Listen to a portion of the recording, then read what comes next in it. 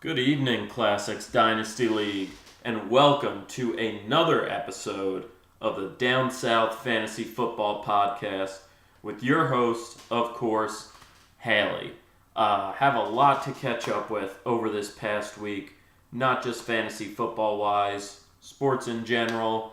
You got the World Series kicking off. Red Sox up 2-0 already. Dodgers making some questionable lineup decisions, not having their big lefty bats in there, using a lot of the metrics to determine who they're putting in their lineup. Some people say they're going into it a little too much. Got to use manager's gut there. We'll see how it goes moving forward, but not looking so hot for the Dodgers right now. Other than that, you got the NBA season kicking off. Knicks suck still, unfortunately, but that's something we got to live with as Knicks fans. LeBron gets his first win in a Laker uniform last night, 1-3. Don't think they're going to have a very good season this year. Just doesn't have much around him, doesn't have the shooters that he needs around him, and it's going to be a long season for them. And then, other than that, you got a Mountaineer Thursday night tonight. You got WVU going up against Baylor at 7. And then on top of that, you got the 25th ranked Appalachian State Mountaineers kicking off tonight against somebody. I don't know, Georgia Southern, Georgia State, something along those lines. Who knows?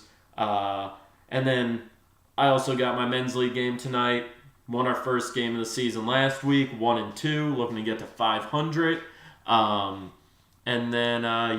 So moving forward, I'm going to try and do the podcast Thursday nights. This way I get to look at the waiver wire, see who picked up who, talk about that a little bit, and give us some more length here. Especially seems like we've run our course with all the owners that want to come out and talk on the show. If there want to be any repeats, feel free to reach out. As far as that goes, though, let's get into the recap of last week and start off with a team that started off 0-3 in the league. Since then, 3-1. You know who I'm talking about, everybody. Right Hand of Destruction. Past 2 weeks has the second highest scoring total each of the past 2 weeks on that uphill trend. And what it could be is my draft shirt. Left it at Kyle Tweak the Commish Geigrich's house after the draft. Got it back last weekend in Milwaukee. Since then, I've been 2-0, so maybe it really is a lucky shirt. Proof of that this past week. Get that W, 144.32 over the E-Walking Dead's 127.28. Huge performance from Kareem Hunt, who is finally coming on these past couple weeks. He has 3 total touchdowns, 34.6 points. My man, been saying it all year, Emmanuel Sanders, 27.32 points. Guy said to Case Keenum, look, you're not that good. Let me toss a touchdown pass, show you how easy it is. He catches one, he throws one, he's running it. He does it all. Njoku gets in the end zone second week in a row. He's firing all cylinders with Mayfield in there. Only mistake, Allen Robinson just had a terrible game. He got pulled late, but still, Trubisky, he's having a decent fantasy year, but he's really not that great of a quarterback. He's running it a lot more, which is keeping them in games. But should have started Sterling Shepard there. Figured with Ingram coming back, he would have not been as productive, even though the Falcons are terrible and the Giants still lost. E-Walking Dead, awesome performance from OBJ, has the late touchdown, drops the 2-point conversion. Everybody's talking about the 2-point conversion. Doesn't matter. Giants suck. Top 3 pick next year anyway. You got TB, Tom Brady, 22.68. Gronk was a late scratch, so Eric Ebron got the start. Kind of a respectable 7.6 for a tight end. Nothing special there. Dallas Goedert would have been a nice start there with the 16.3 points. But as we say on this show, Hindsight's 2020. Yes, I'm the first person to ever say that. Coined it. TM, trademark. Next, we're going with my guy Tucker with the loss to Silverback Nation. Fun fact about Silverback Nation, 5-2. Sounds pretty good. He has the least points for and the least amount of points against throughout these first 7 weeks of this season. And he is 5-2. I don't think that bodes well for him moving forward, but these 5 wins in the first 7 weeks could be enough to get him into the playoffs. He had nice performance from Andrew Luck. Then everybody else, just kind of a team effort there, just plugging away in this one. Kenyon Drake, not sure if he'll be in the starting lineup tonight. We'll talk about that later, but he would have been a better play. Defense is both awesome, just did not have a good week. 2 from Jacksonville, a 3 from Baltimore would not have been much better. T.Y. on the bench with 18.5. On the other side, you have no 20-point performances. Starting Andy Luck over Phillip Rivers. That's, oof. Big Dick Swinging Phil's had a great year this year. That's a tough one, but we've all made those mistakes before. Unfortunately, that one cost you a W. Chris Ivory, you're not going to start Chris Ivory. That's just one of those things. He just happened to outperform your third wide receiver there. And then Demaryius Thomas coming back down to earth. He had a couple garbage touchdowns the past few weeks. This shows, other than those, he's really just having a piss-poor year. And we'll see how that affects my guy Tucker going forward, especially after this loss here. Third game we're going over here is Built for the Future, who is just storming right now. 176.76 over Staunch Moderates, 125.82. Built for the Future. Obviously, Gurley puts up numbers because Gurley always puts numbers up. 28.6. Alshon Jeffrey, 21.8. Zach Ertz, 27.3. Rams defense, 23 points. The only bad thing that happened was Alex Collins, but when you're putting up 176 points, it really doesn't matter. On the other side, as I mentioned, Mitch Trubisky, great fantasy numbers, 33.42, but he's really not tossing the ball that well. He's running a lot, which is helping his fantasy out, kind of helping his team out, but they really got to get a couple more W's to be relevant. James White, he's going to have a big next couple weeks with Sony Michel out. He puts up 25.7. Jarvis Landry, just the catch machine, putting up 25.7. And then, once again, Julio, great outing, but no touchdowns.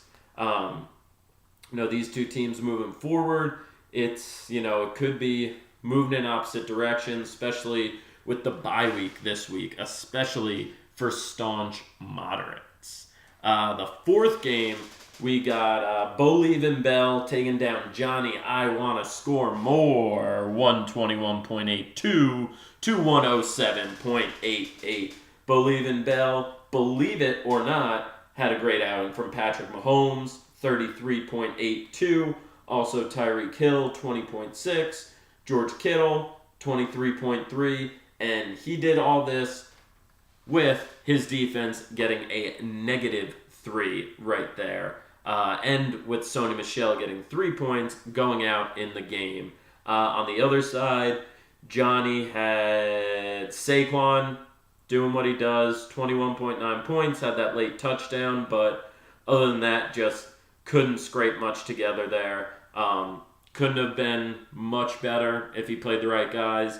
The only thing it looks like is Chris Hogan over Ridley for a few more points. Other than that, just a down week for Johnny I Want to Score More, who drops to 2-5, and his playoff hopes are dwindling right now as the only 2-5 team right now. He's got to really start storming up here. Hopefully his team can get it together relatively soon, meaning starting this week. And the final game, the game that I called as the upset last week, Shooter Stab over J-Way Bella, 135.36 to 126.34. The Brother Bowl, very close. And it could have been much, much better for both teams.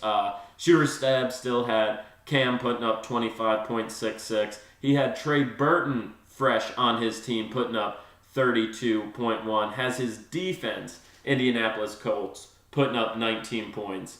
And still could have been better with Latavius Murray, Fitzgerald, bunches of funches, and AJ Green. Why is AJ Green on your bench? I don't understand that, but I'm not your team manager. You're your team manager, so you got the W. That's all that matters. On the other side, you got John Brown, big game there, 26 points. Thielen doing his thing, having a remarkable season. Keeps up this pace, he's going to break all types of records. He puts up 26 on the nose. Marlon Mack on the bench with 30.9 points. That could have been a huge one to have in the starting lineup there. Derrick Henry putting up double digits. That's surprising considering nobody knows where this guy's been all season. Week 1, hot take, the commish, Derrick Henry, top 5 running back. Yeah, don't think he's going to make it there. Do not think he's going to make it there. So that's the recap for last week. My predictions back up there, 4-1 last week. The only game I did not predict was my guy Tucker losing to Silverback Nation. So that 4-1 brings me back up to a nice 19-11 overall, which is pretty fucking good, if you ask me. Looking over the waiver that went through today, we got a couple ads. We got my guy Tucker dropping the Red Rifle, Andy Dalton picking up Big Ben, myself dropping CJ Anderson and picking up Raheem Mostert, something like that, and just getting news that Matt Breida did not practice again today, so that could be the starting running back for the 49ers this week against a not very good Cardinals defense. Also, welcome back Martavius Bryant to my team. Now that Amari Cooper has been traded, somebody's got to catch passes for the Raiders. Who knows? Just figured I'd take a flyer on him.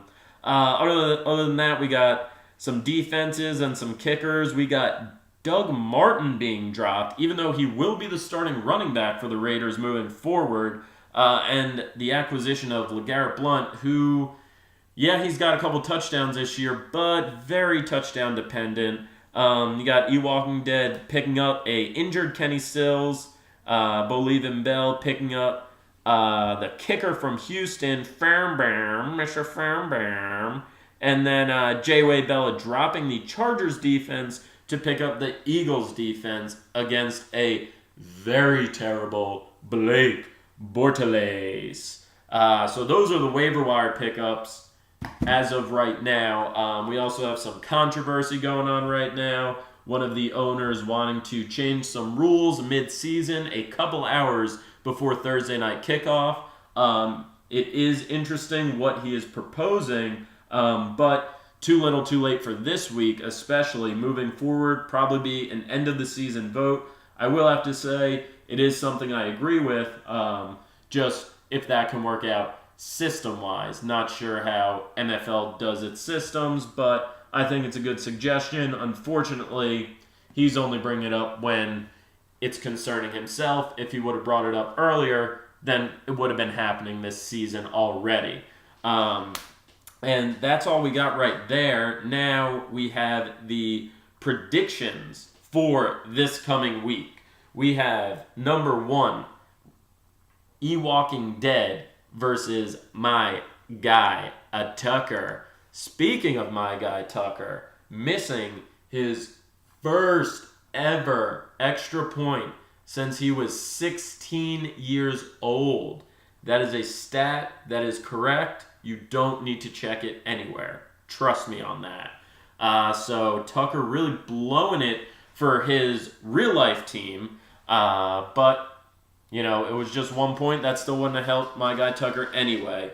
Looking at these teams we got here, you got E-Walking Dead rolling with Nick Chubb and Christian McCaffrey the rest of the way because he's got Lynch on IR, and Wayne Gallman is, well, he's Wayne Gallman, ladies and gentlemen.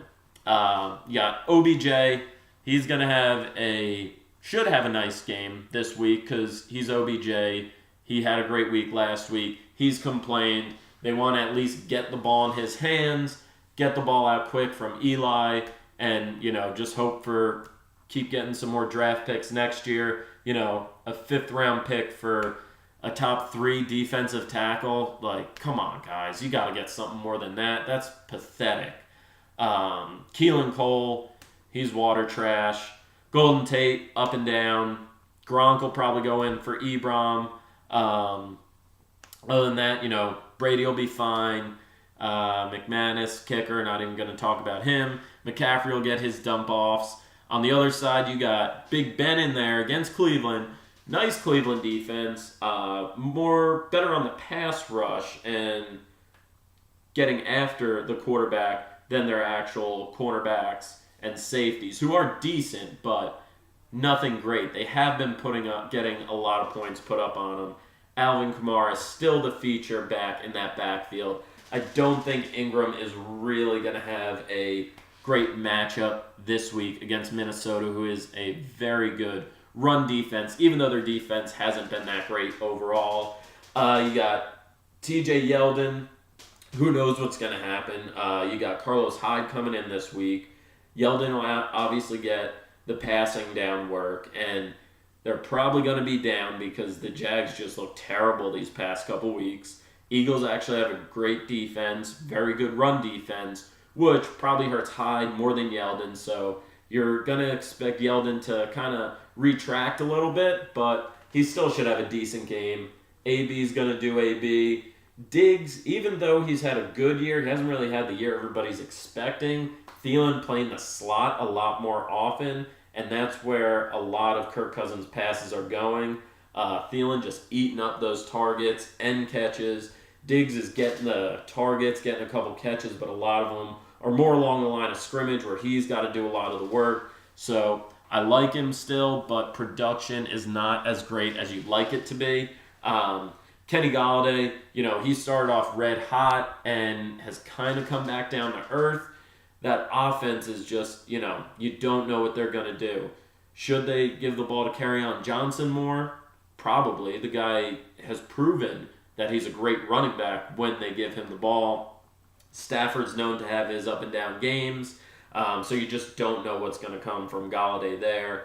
O.J. Howard, Winston slings it, and he kind of proved it that he's over Cameron Brate. He trusts O.J. Howard over him, and I think Howard's the number 1 tight end there easily. I think he puts up points this week. That could be the difference maker. I'm not sure, but I got my guy Tucker taking this one. Just a couple less question marks, a couple guys with higher floors, and that's what I look for. Guys that are at least going to get you a baseline, that they're going to get a couple catches, get some yards, and then if they get in the end zone, it's a bonus. So my guy Tucker taking this one over the E-Walking Dead, who could be seeing his second loss in a row. Second game we're going to go over is Built for the Future over Silverback Nation. As I mentioned, Silverback Nation, the least amount of points scored for his team and the least amount of points put up against his team. First 7 weeks of the season, it has worked, but the longevity of that, don't know if that's going to last much longer. We will see. A couple guys on bye, Keenan Allen, Austin Hooper. So he's got Andy Luck, who's thrown it a bunch. Kenyon Drake, I actually think, has a big game today with Sills out, as well as Albert Wilson. So I think Broccoli Cheddar, Brocktober, Brock Osweiler is going to just be dunking it down to Kerryon Johnson, Kenyon Drake, and he's going to get a lot of PPR points from that. Jordan Howard, just the guy's having a bad year. It's not a great offense for him to be in right now. I don't see much production from him the rest of the year. Kerryon Johnson, the guy's a dude. He's killing it. The commission said at week 1 he had him ranked, I want to say 3rd in his rookie draft rankings. and he's proven it. He just has to find the end zone a little more, and Blunt's taking those carries away from him, vulturing him when they get to the goal line. So that's the only concern there, but he is putting yards up. And then you also have Theo Riddick, who's been banged up, so Kerryon Johnson will get a couple passes there as well. T.Y. Hilton last week showed that he's back. Still Andy Luck's favorite option. You got that stack going with the quarterback wide receiver. That could be some good things coming forward this week. Juju Smith-Schuster, that guy's my man. He's great. He's an awesome complement to AB. I think that's what makes teams really great on offense when they actually have two legit wide receivers that are fringe number ones, because your choice. You want to put your number one cornerback on R1A or R1B because either of them is going to be your number two cornerback. Jimmy Graham, Aaron Rodgers has a bye week. He gets a little healthier. Graham has had a pretty nice season. Surprised me, that's for sure. Didn't think it would be this good so far. But, the Packers are getting Cobb and Geronimo back. So he could see some regression there. On the flip side, you got Russell Wilson.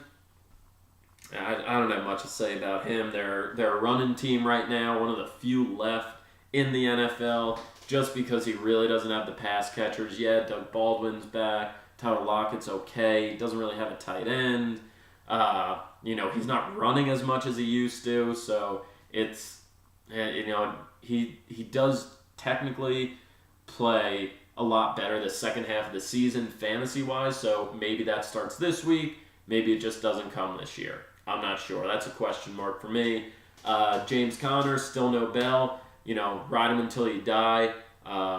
Cleveland defense is pretty decent, though, so that could be a tough game for Conner, especially that they don't use him as much in the passing attack, but he still gets enough carries where he can fall into the end zone, maybe have a 60-yard day, 3 catches, something like that. He'll be good. Gurley does Gurley. Devontae Adams, he's a dude. Mike Evans and Alshon Jeffrey, kind of one of the same people, if you ask me. Jeffrey's a little more touchdown dependent than Evans is, but either of these guys can blow up. The one thing about Jeffrey, and then I'll just continue it with Ernst, they are playing in London, which historically games in London aren't great. They're also going against a Jacksonville defense who has been playing bad lately, but it's a defense that they can just turn it on real quick if the offense can keep them off the field, for maybe half the game. If Bordelais can do something, then their defense gets an uptick and Jeffries and Ernst get a downtick. Buys, you got Matt Ryan, which is why Russell Wilson's going, and then you got Amari Cooper, the double bye, a bye on the Raiders last week, a bye for the Cowboys this week, and the victor is built for the future. He is just, this team is just steamrolling right now. Not great matchups. The bye week may hurt him a little bit here in the quarterback position. Silverback Nation, I just don't know if they can put up enough points. Gurley and Adams just seem like they're getting 20, 25 plus points every week. And then Ernst and Jeffrey, one of them is going to have a touchdown and probably 80 yards. So right there at that floor, I just see, Kenyon Drake, I want to say he's going to have a good game today. I have said it. But then again, you don't know if that's going to happen. On the other side, they have higher floors, and that's what it's all about, getting that baseline going.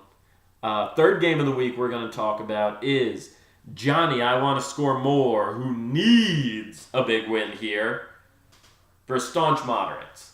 Johnny, I want to score more's got Calvin Ridley on the bye, and that's it. So he's looking at, he's had tight end issues with injuries all season. He's got CJ Uzomah, who has put together some nice games. I think, he's going to catch a couple balls with the 1.5 point PPR. That's going to be fine. Hopkins going tonight against a pretty decent Miami defense, but I just don't think Miami's offense is on the field that much, and he just has a lot of opportunities for yards and catches and maybe a touchdown. I'm not sure. I think this is more of a Lamar Miller game, actually. You got Saquon, who guy's a beast.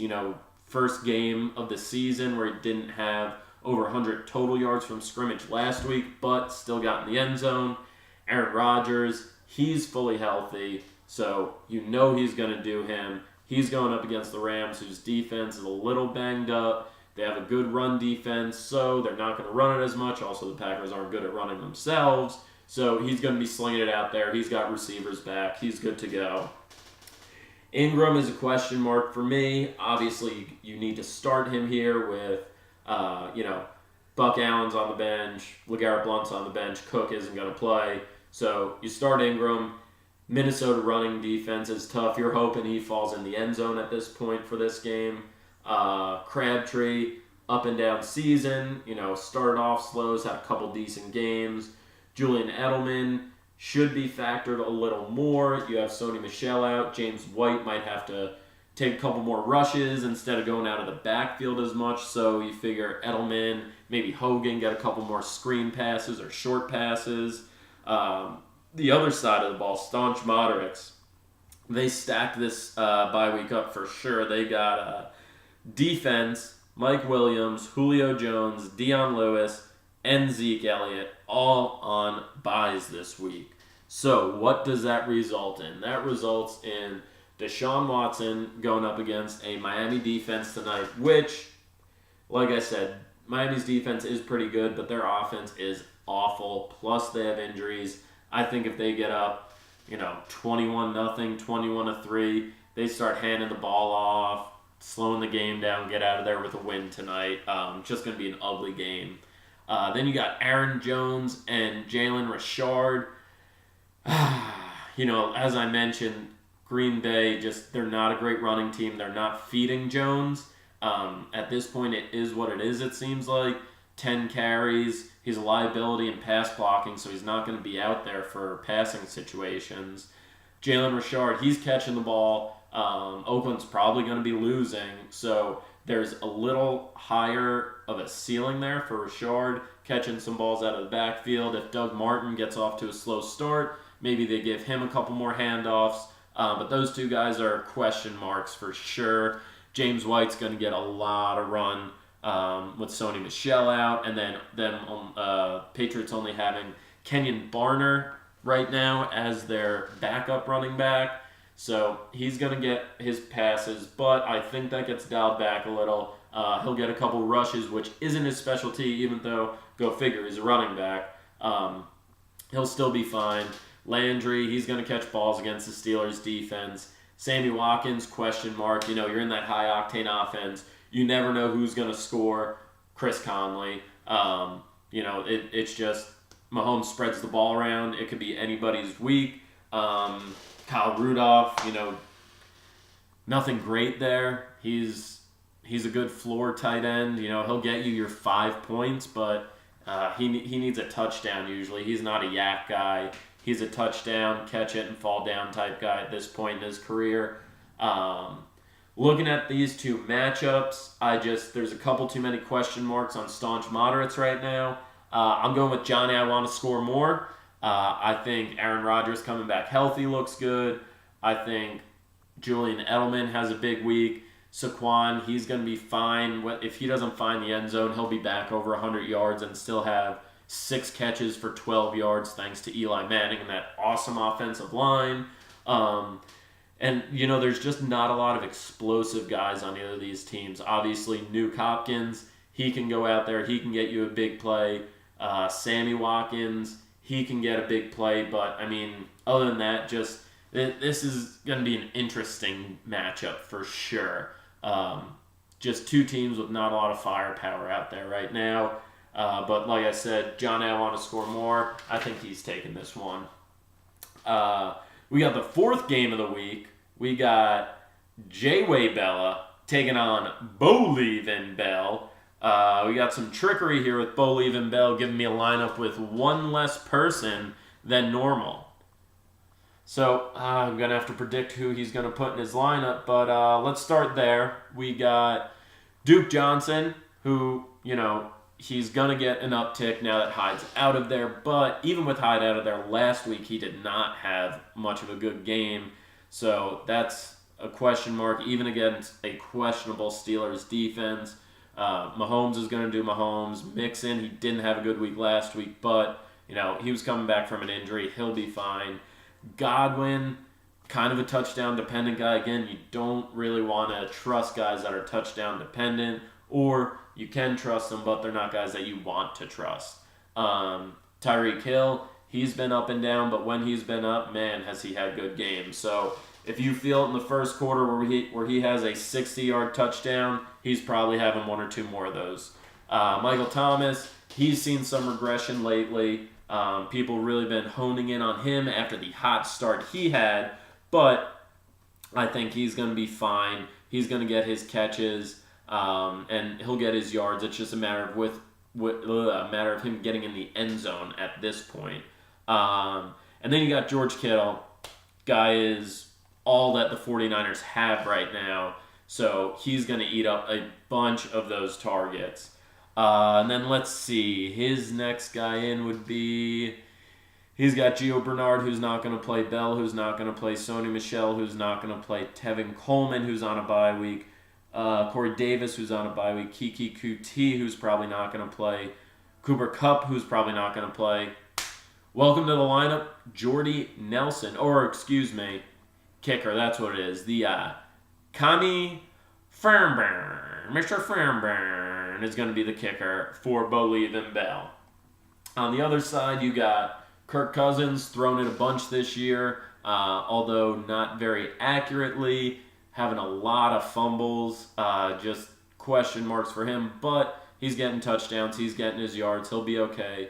Crowell, even though there is Powell out, Crowell could just have a classic Crowell game where he rushes like 12 times for 30 yards, or he can have 6 carries for 130 yards and 2 touchdowns. You don't know with that guy.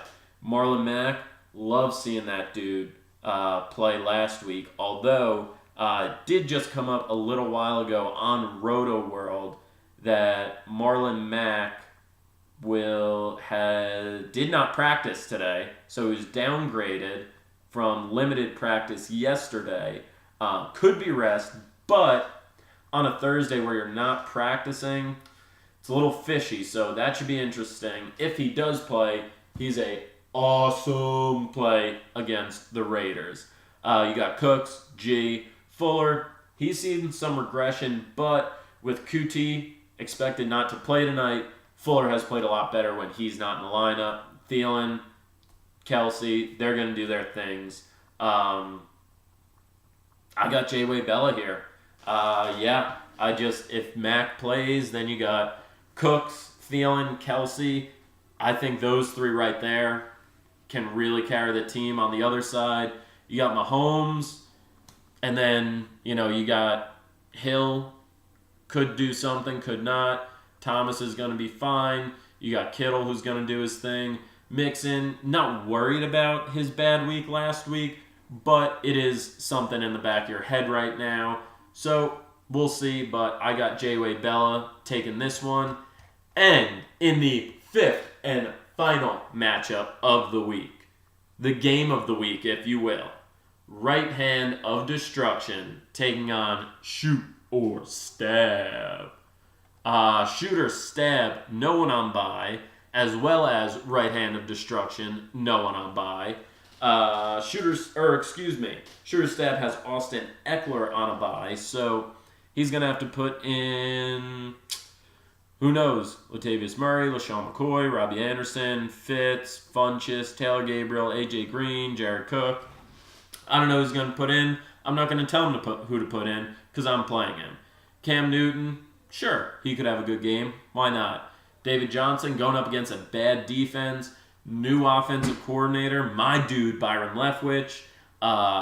Unfortunately for me, I think that's a bad thing. I think they have a little fun with it. Get David Johnson out on the perimeter. Let him do his thing. Also not good for me. Philip Lindsay is going to be the feature back for Denver. It's looking like Royce Freeman is not going to play. Tyler Boyd could be whatever. Robert Woods could do whatever. Trey Burton, he had his big week last week. He's good for another 2-3 weeks before anything happens. On my side of the ball, potentially Alex Smith starting. Hasn't worked out well with him. We got Kareem Hunt, my dude, really coming on strong. Gets a very favorable matchup. You got Raheem Mostert, most likely getting the start for me against a very bad Cardinals run defense. And he looks like to be the featured back this week. AP gonna have a big game against a Giants run defense that actually was good, but they got rid of their best run defender. Plus, they get rid of he was terrible, but their second best corner, so somebody else could go by then too, but 2 starters off their defense. AP's getting in the end zone. Josh Gordon, I held on to him. He had a big game last week, 4 catches, 100 yards. He's earned Brady's trust. You know I'm loving my man Emmanuel Sanders, per usual. David Njoku, touchdown in each of the last 2 weeks, over 50 yards in all 4 games that Baker Mayfield has started. And you know who I'm going with here, right-handed destruction, getting the W. I think this is going to be a very good game between the two of us, Greg, but I see myself coming out victorious here. Couple reminders, Thursday night game tonight. You can't pick anybody up as of right now, as blind bidding is over. Waivers start on Sunday currently. Sunday, you have the England game of the Eagles versus the Jags. Make sure you set your lineups before then. Hot takes. Once again, kind of stumping myself on these. Week to week, it gets a little tough not picking the same people, not picking something for the Giants who really cares at this point anymore. They're terrible. I'm going to go with I'll go with a hot take for the rest of the season. NFC East winner is no better than 8-8. The winner of the NFC East will not be better than 8-8. That's how trash that division is. The Giants had a chance. 2 winnable games they let slip through their fingers, and instead they're selling, looking for that top 3 pick, which they'll probably blow and reach on some shitty-ass quarterback that doesn't deserve to be drafted that high. That's all I got for you tonight, everyone. Appreciate you all listening. Classics Dynasty League, any other fans we got out there. Last thing I want to do, just mention our sponsors real quick.